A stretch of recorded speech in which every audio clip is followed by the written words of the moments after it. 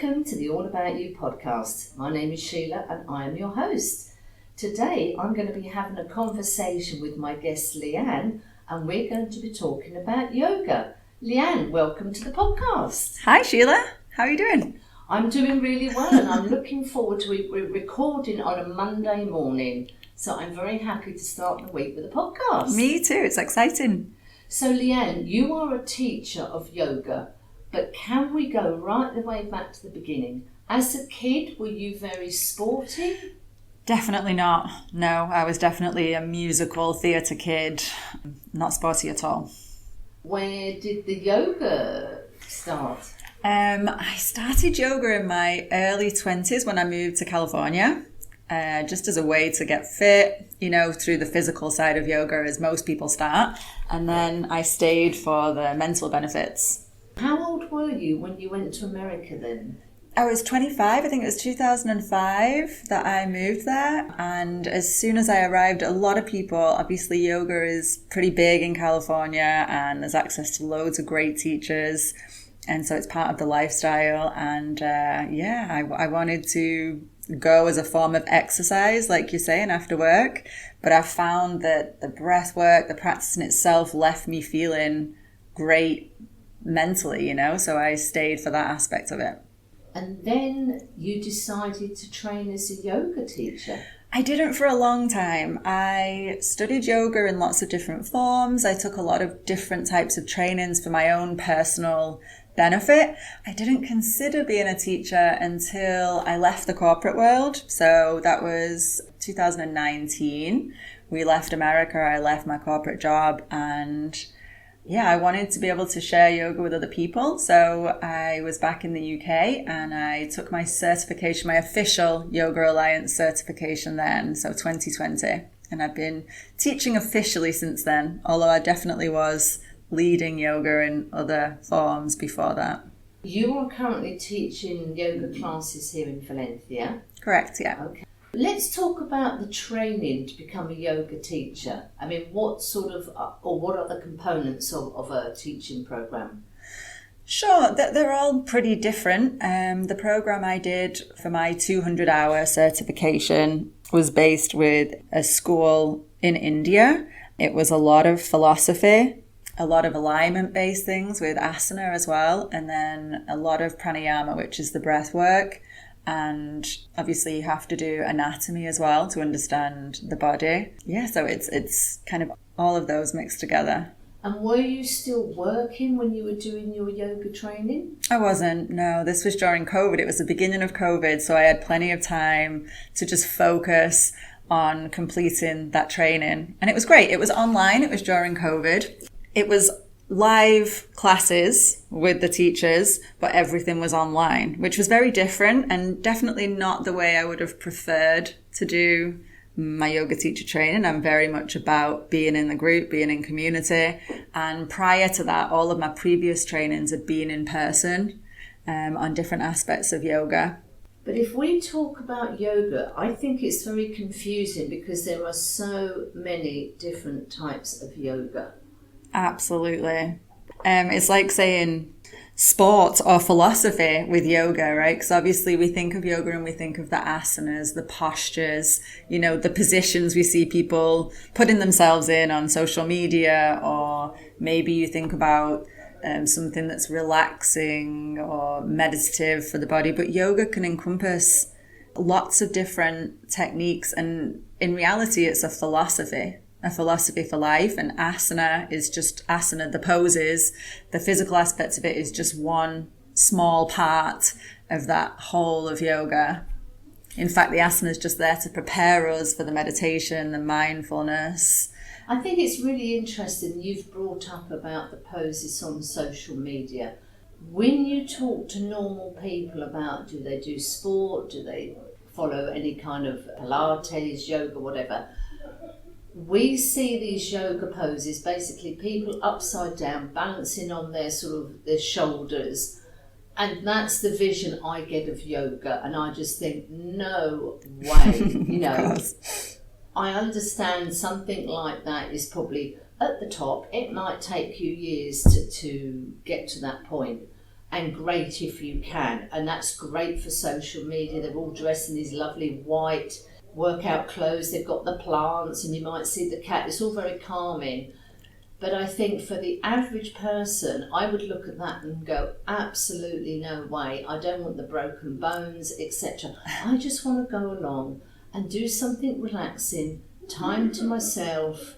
You don't have to speak to anyone. It can be quite a solitary thing if you want to relax and just have that me time.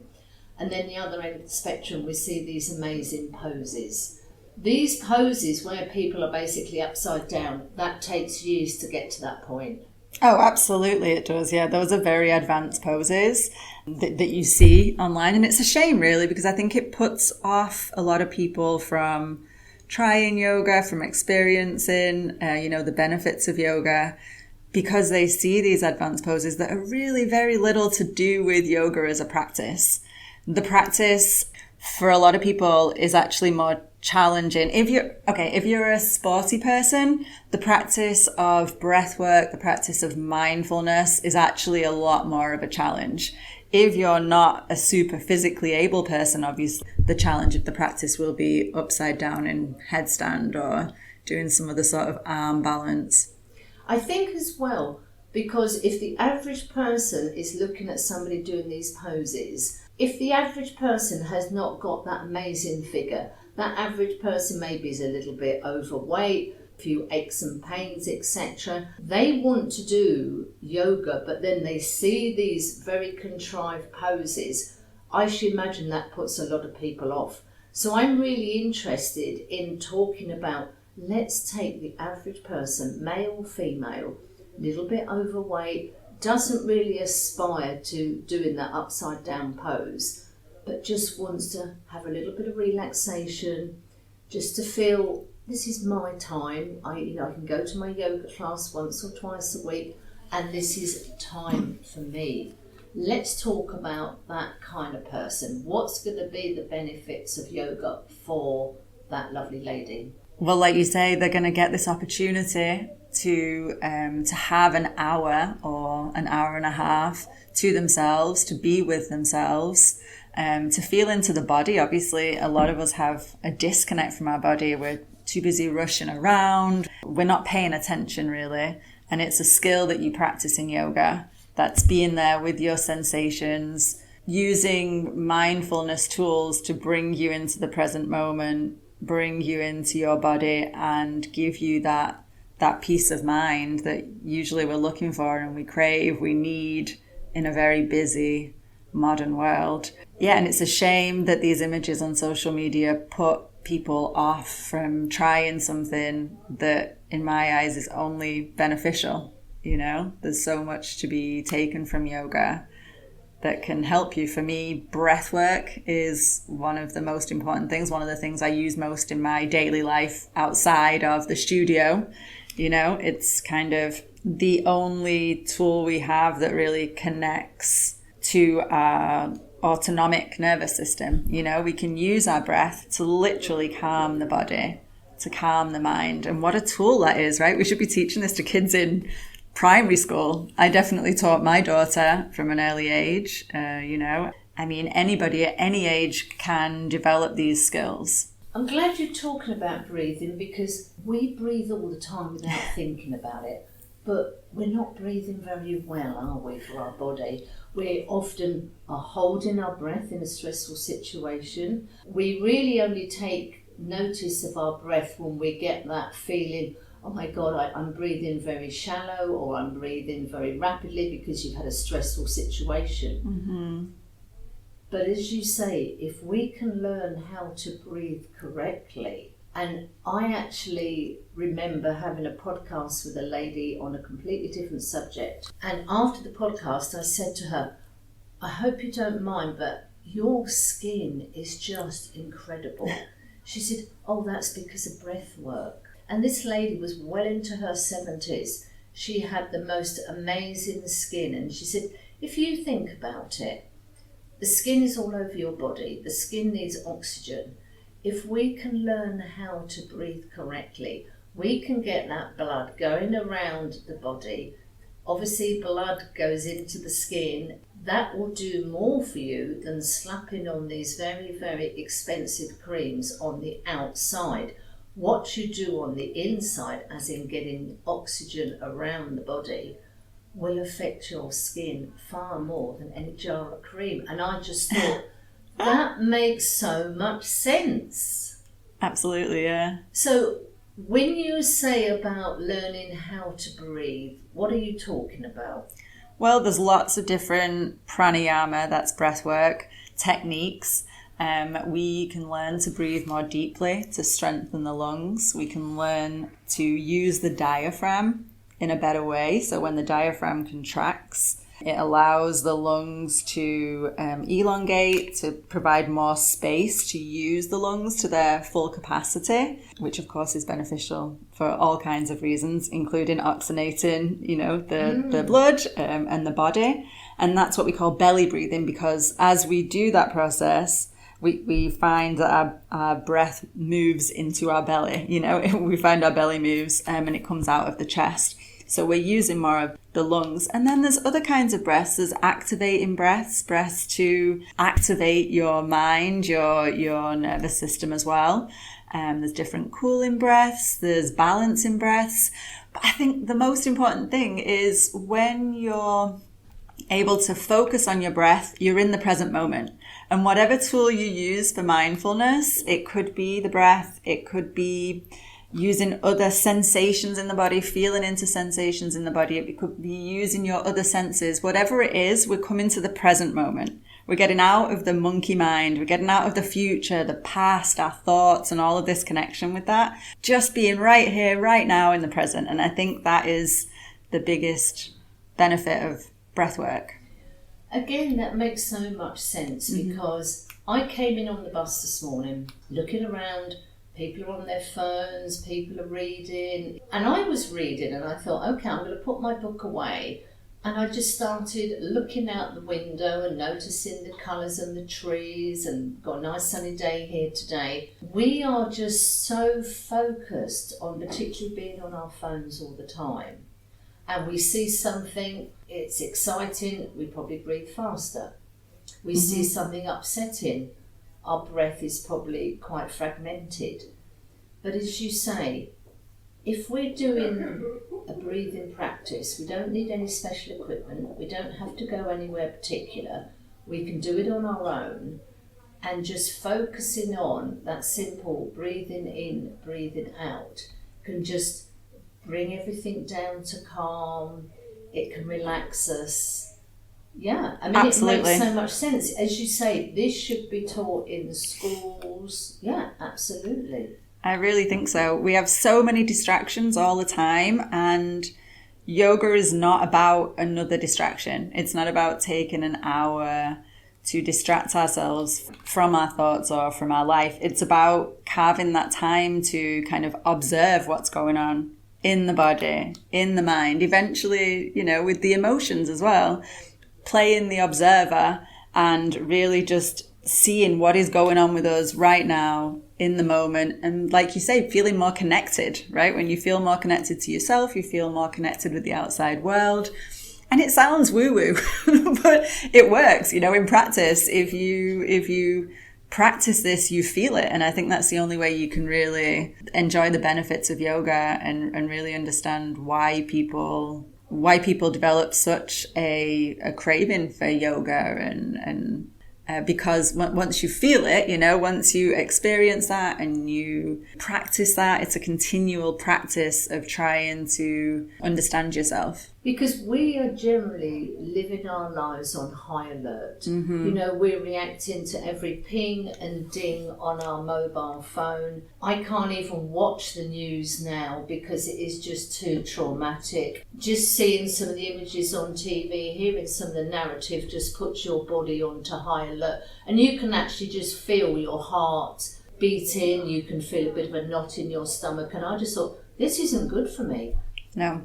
I'm just not going to watch the news. I mean, yes, I get news sources from other places, but I just thought that is just not working for me. I'm going to just take my away from watching that, lunchtime news program. Absolutely. Our bodies are not made to be on this constant high alert. Having all of this cortisol in the body is super damaging. Stress, it's been proven, many times, it's terrible for our bodies, Obviously at the moment with the news, the outside world can affect us, but just daily life is so much more stressful than I think it was.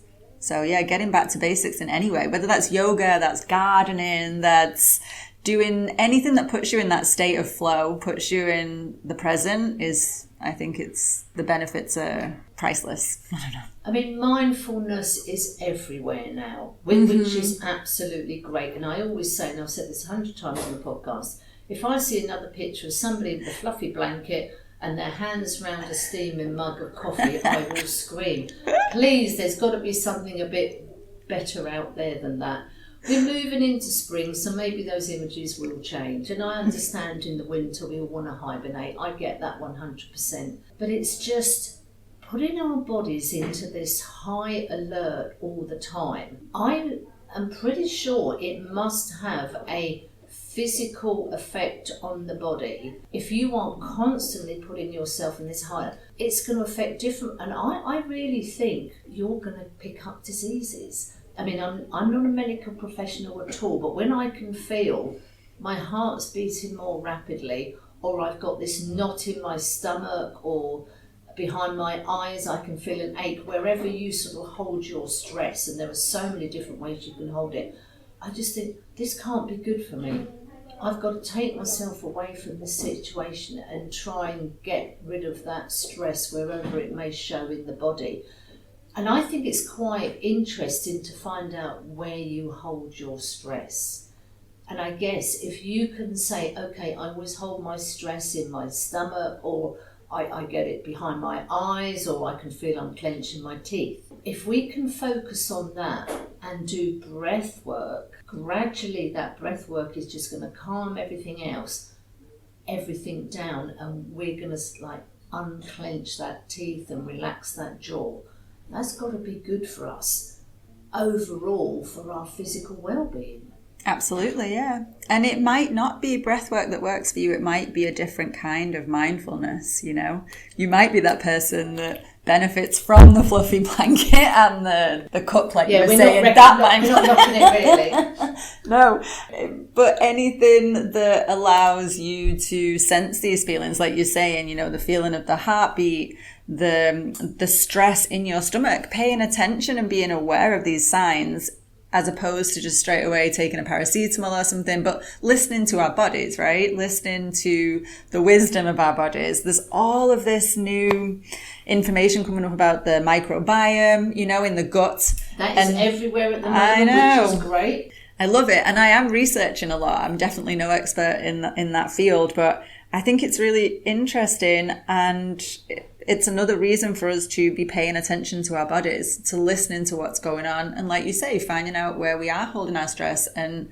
allowing that to be a signal for us to change what we're doing. And maybe that we need more breath, or maybe we need some physical movement, that yoga or running or something else that you do can provide. So we've talked quite a lot about breath work. Mm-hmm. Yoga is about posture, poses, that type of thing. So if we talk about our Miss Average, she's maybe not as young as she was, so she might have a few aches and pains, she might not be as flexible, she might be a little bit overweight. Yoga is not just for the skinny minis. Yes, there are classes where the skinny minis can go, and that's great.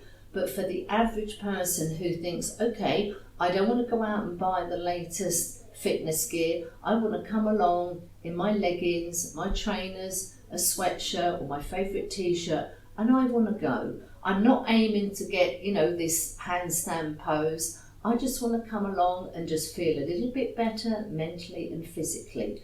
Let's talk about that lady. She comes along to a yoga class, always thinking about a yoga class. Where should she start? Which type of yoga should she aim for at the beginning? So like you mentioned, there are so many different access points to yoga, so many different styles of yoga. The yoga I teach would be classed as vinyasa, which means we're placing the poses in a sequence. So it's more kind of flowy, almost like a dance, if you will, moving from one posture into another and connecting with the breath. So moving one breath with each posture. Now, this is accessible for most people. You definitely don't have to be able to touch your toes or, like you say, be able to go into a handstand to do it. But there are styles that are a little slower that people might like to access. Hatha yoga tends to take one pose at a time, but you really want to go to a beginner's yoga class initially, just so you get used to the shapes that you're going to be putting your body in. So then later, as you're used to those shapes, you can really make the practice of yoga into a moving meditation. And that's why I love vinyasa, the kind of yoga that I teach, because it is a moving meditation, right? We begin with a couple of mindfulness tools, and then we open the spine gently in all directions, and then we move through these different sequences of poses with the breath, and it just, for me, it centers me, it allows me to have a meditative experience, a moving meditation. Point of these poses is to use different parts. I mean, you were waving your arms around beautifully during that last bit. I love that. Maybe we should have made this a video. Those poses, the purpose is like to open up the body, give more space for the oxygen and the lungs to work, opening the joints and that type of thing, and using the muscles. Is that right? The purpose of the poses? Absolutely. The purpose overall is to prepare ourselves to sit in meditation. That's what yoga says traditionally, is getting the body into a position where we can then sit comfortably for an extended period of time to meditate.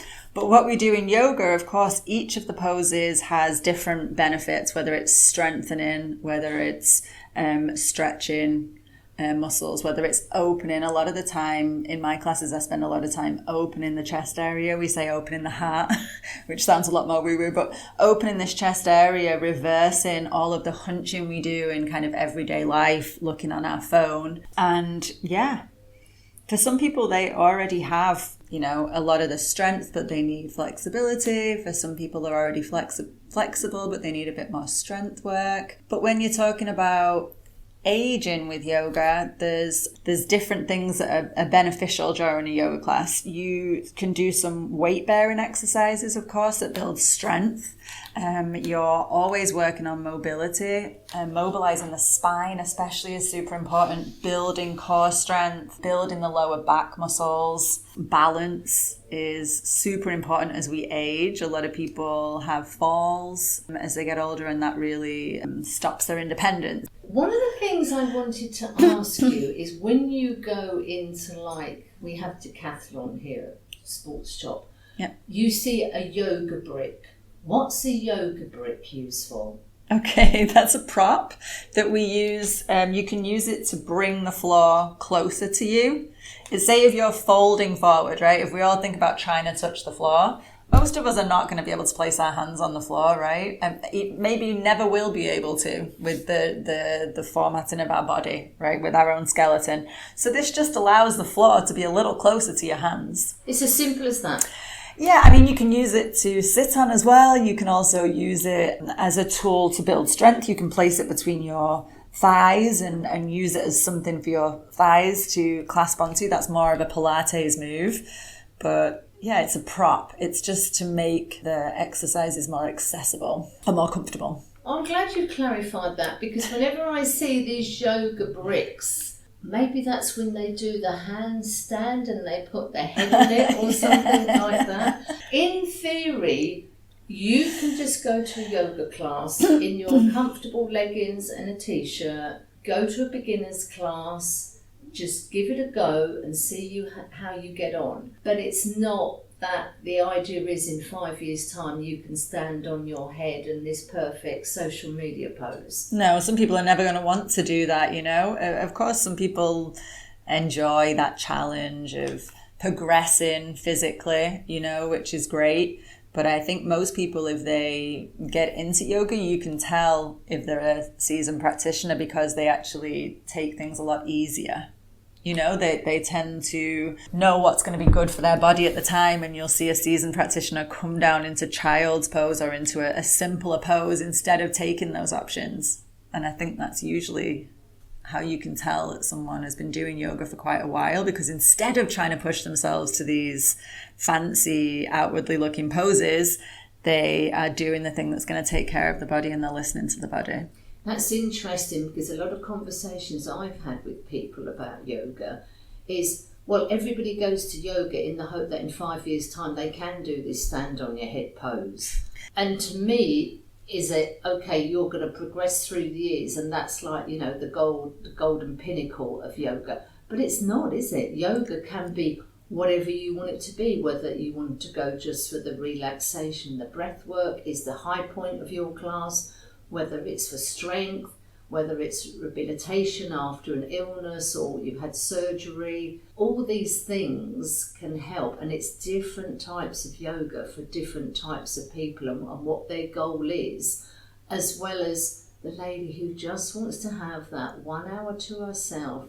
Nobody's asking her anything, she doesn't have to speak to anybody, just that 1 hour just to bring herself, as you say, back to the present. Yep. And we are not very good generally at bringing ourselves back to the present, because we are thinking about the past, what we should have done, shouldn't have done, should have said, shouldn't have said. We're worrying about the next 10 things we've got to do, or, you know, the distant future of what we should accomplish, etc.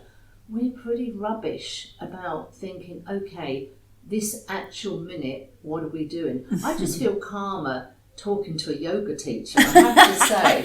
For Monday morning, I think this is great, because you've just got this relaxed posture. Really? Yeah, definitely. Yeah, I think as an individual, as a person, I'm actually a very anxious individual, and I think that's why I'm so drawn to yoga, because it really helps me with that aspect of my personality.